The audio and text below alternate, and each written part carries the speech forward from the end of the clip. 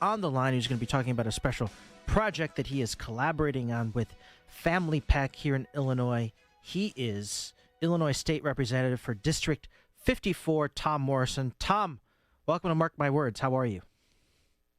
Hey, Mark. Thanks for having me on. No, absolutely. Thank you for joining us. And you've got some important sort of updates or teasers for our listeners. Again, you're collaborating with Family Pack, and you're working on a special project that is not yet unveiled. But please share with us what this special project is and some of the details that you can share with us publicly, at least at this point.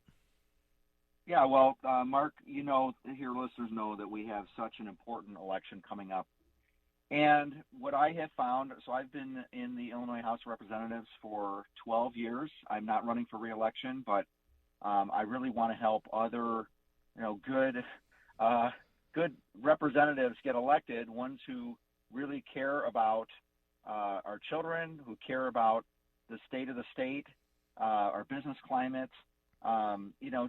We want a state that is functional, not dysfunctional, and a state that protects and preserves our fundamental rights and principles, and not one that is constantly attacking them. And so one thing that I have found, though, is that there's a lot of voters who just don't understand how far to the left Illinois has gone. There's been such a big focus on what's happening at the national level, and while there's a lot of disturbing things that are happening at the national level, in Illinois, we have very little impact on that. But for our local and state elected officials, for our local and state policies, we do have a big opportunity to make a difference in this election. And so we're encouraging voters, when candidates or when volunteers come and knock on their door, or when they start getting inundated with mail pieces or they see commercials on TV, they really need to be thinking about where that candidate stands on parents' rights. And so just to simplify things, we are narrowing down a list of items that we're going to call a Parents' Bill of Rights. And we're going to encourage candidates to sign on, to say that, yes, that they support a Parents' Bill of Rights. What an incredible, I think this is a fantastic idea. And you're right. I mean, what we've learned, so much has been revealed, I think, over the last 2 years during this pandemic. And I think some of the unsung heroes out of the pandemic have been our first responders, nurses, firefighters, police officers, and parents. And when we stand up, they stand down. Tom, what are some of the? I love this, and I can't wait for this to be launched. In terms of the Parent Bill of Rights, what particular issues are you going to be focused on? Yeah, I'm glad you asked. You mentioned the last couple of years, but these sort of attacks on the family, attacks on children, attacks on our education system, they have been going on for decades.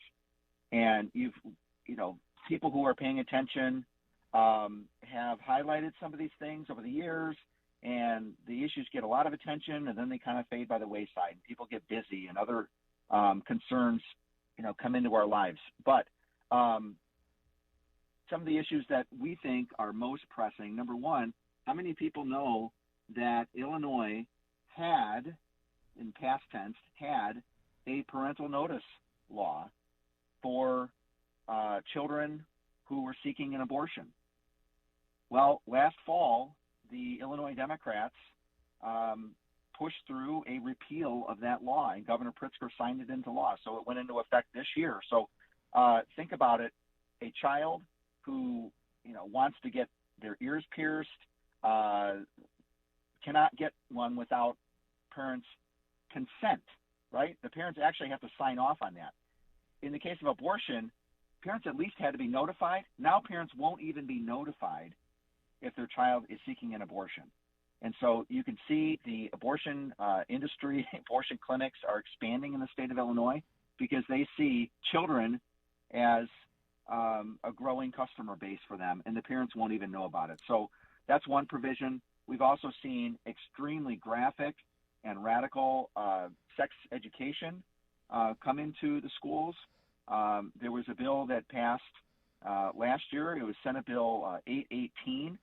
Some of the most graphic and radical sex education curriculum in the country, and now it's in effect in Illinois schools. Now, thankfully, there have been about half of the Illinois school districts that have opted out of this curriculum, but there's a lot of parents that don't even know that when school starts, this is going to be part of their school's curriculum. It's K through 12, by the way, K through 12.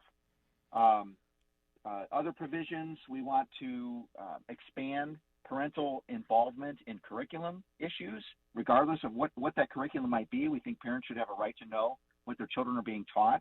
And again, when the schools were shut down because of COVID, a lot of parents all of a sudden got a window into what their children were actually being taught.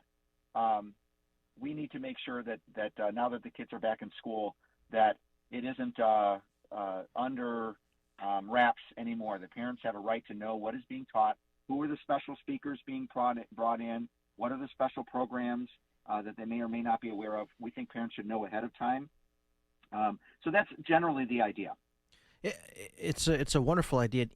I've talked about this, Tom, before, and for those just tuning in, we're talking to Illinois State Representative Tom Morrison, who's collaborating with the Family PAC on something that I think is so needed, and it's a parent bill of rights, and they're going to challenge every candidate running for office to sign this, and it's talk about these issues, particularly, Tom, the sex ed curriculum. What's interesting is that this should be an easy litmus test. I cannot read what's in this curriculum on live air. And if I cannot read what's in this curriculum on live air, why in the hell are we teaching it to kids K through 12? I mean, that should just be a very simple litmus test, right? Right. And so I sit on a couple of the K through 12 committees in the Illinois House. And that was my point exactly when we were talking about some of the provisions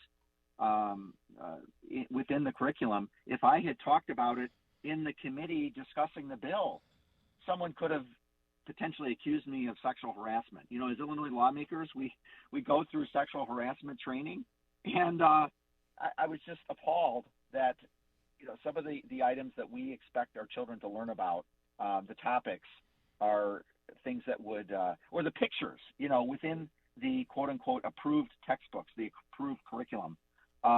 If I were to display those on the screen on our committee Zoom call, it would, I think, be in violation of those sex harassment standards. So I want to clarify something really quick. When I say national standards, someone might think, oh, well, gee, what's wrong with adopting national standards? It's a misnomer. So there were national, what are called sex-positive groups that created this curriculum and are now calling it national standards. It's not like it was developed by a federal government agency, the Department of Education, or it's not governmental. It is these sex-positive groups that created this curriculum and are now pushing it down on the states. So Illinois is one of, I think, only 3 states in the entire country to adopt these standards. So it's not like, and this is what's really egregious too. With the law in Illinois now ties our sex ed standards, our state education sex ed standards, to whatever these national groups happen to change in the future. So, the 2022 standards might become even more radical in 2023, and Illinois will be tied in with those new guidelines. Tom, this has been an incredibly... There is something that parents can do, and there is something that school boards and school districts and administrators can do. They can opt out. And so parents, I urge you, learn about this and really put pressure on your local school districts, your elected board members, the administrators, the teachers, to opt out of this. We don't have to go down this road. Exactly. And Tom, that was the point that I was going to make is this is incredible information because we've got school board races coming up here very shortly.